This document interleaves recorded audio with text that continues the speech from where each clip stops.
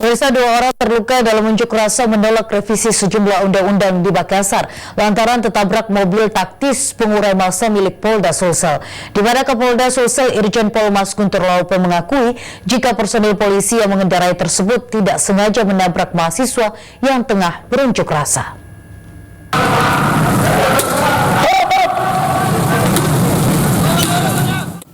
Unjuk rasa menolak revisi sejumlah undang-undang yang dilakukan mahasiswa di Makassar berlangsung hingga malam hari. Dalam unjuk rasa itu, 2 orang terluka lantaran tertabrak mobil taktis pengurai massa milik Polda Sulsel, salah satunya seorang mahasiswa yang merupakan pengunjuk rasa. Atas kejadian itu, Kapolda Sulawesi Selatan Irjen Pol Mas Guntur Laupe memberikan klarifikasi.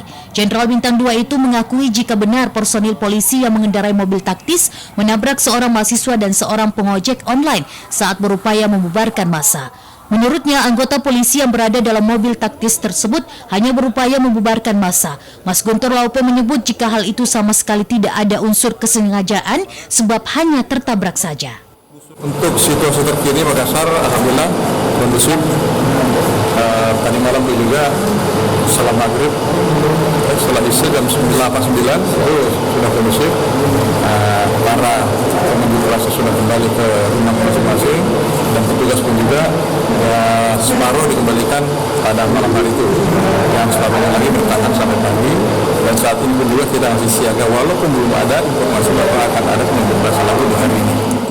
Mas Guntur Laupe menambahkan kendaraan taktis atau rantis sama sekali tidak mengejar, hanya mendesak mundur para pengunjuk rasa. Dan saat mendesak mundur para pengunjuk rasa, menyalakan lampu sirine dan rotator dengan harapan massa pengunjuk rasa mundur.